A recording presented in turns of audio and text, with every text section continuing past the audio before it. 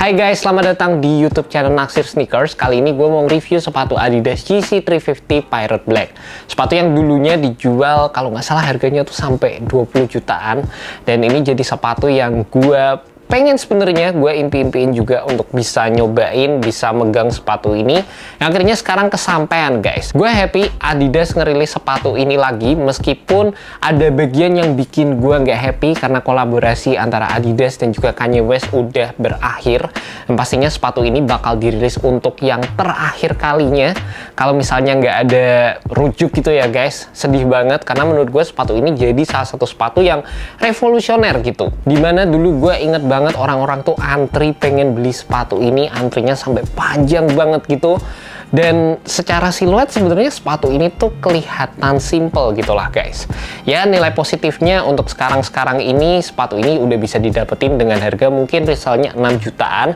Dan kemarin sepatu ini rilis di website Adidas di sekitar harga 4 jutaan guys. By the way, buat kalian yang kelewatan sama sepatu ini, karena ini cepet banget sold out kemarin gue ngecek, kalian bisa ngedapetin sepatu ini di Hot Sauce Sneaker. Dan gue udah masukkan link di bagian bawah, jadi kalian bisa langsung klik dan menuju ke Instagram dari Hot Sauce Sneaker. By the way, gue juga pengen say thank you untuk Hot Sauce Sneaker yang udah minjemin gue sepatu ini, appreciated banget. Dan sebenarnya secara waktu megang sepatu ini, gue tuh ngerasa kayak sepatu ini sebenarnya agak terinspirasi dari sepatu Nike Rossi Run. Secara shape-nya, secara build-nya, secara dari strukturnya juga. Sebenarnya ini merupakan sepatu yang simple. Tapi menurut gue Adidas dan juga Kanye West, mereka tuh berhasil bikin model sesimpel ini, tapi ditambahin dengan beberapa fitur kenyamanan sehingga sepatu ini jadi top hits pada masanya. Secara dari segi materialnya juga Adidas menggunakan material Primeknit yang jelas ini merupakan material ternyaman dari Adidas menurut gue pada era ini sampai sekarang, bahkan bisa dibilang kayak gitu. Materialnya tuh knit base, build-nya cukup tebal, sensasinya juga enak. Dan di bagian bawah sepatunya, sepatu ini juga menggunakan teknologi boost. Meskipun waktu gue nyobain versi yang ini sama yang versi V2 itu boostnya agak beda guys. Di sepatu edisi V1 ini gue ngerasa boostnya itu agak nggak seresponsif versi V2, karena kan memang untuk versi V2 di bagian bawahnya kan ada kayak lubang-lubangnya gitu sehingga boostnya bisa lebih expand lagi. Di sini berasa kayak lebih subtle meskipun masih merupakan cushioning setup yang nyaman. Di samping itu waktu gue pakai sepatu ini, gue juga ngerasa sepatu ini tuh agak nukik gitu di bagian belakangnya. Jadi area heel-nya agak tinggi dikit.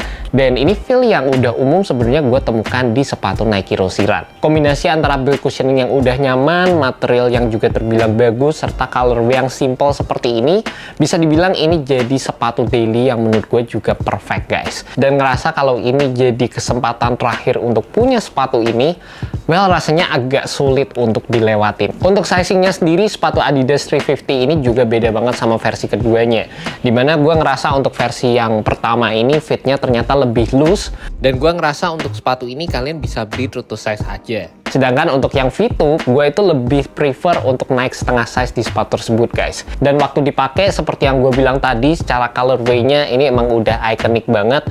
Warna hitam dengan ada beberapa hits aksen abu-abunya juga, kayak titik-titik garis-garis gitu, keren banget di sepatu ini. Dan beberapa detail yang menurut gue juga bikin sepatu ini kelihatan cukup ikonik. Ada di bagian belakangnya, dimana di sini ada pull tab dengan garis merah, dan juga di bagian dalam sepatunya, dimana di sini ada penggunaan material suede-nya juga. Salah satu detail yang mungkin gue agak lupa dibandingkan dengan versi OG-nya, gue agak lupa bagian depannya itu apakah melengkung kayak gini atau enggak guys. Karena versi yang rilisan kali ini rasanya di bagian depannya tuh kayak agak melengkung gitu. Buat kalian yang tahu, kalian bisa tulis aja komentar di bawah. Dan secara overall sih ini tetap jadi sepatu yang bersejarah dan mungkin must have lah kalau buat para sneakerhead. Rilisan yang terbaru ini harganya udah lebih masuk akal lagi. And thank you so much buat kalian udah nonton video kali ini. Thank you juga buat Hot Sauce Sneaker. Semoga video kali ini bisa membantu kalian dalam menemukan sepatu yang cocok untuk kalian. Alright, peace.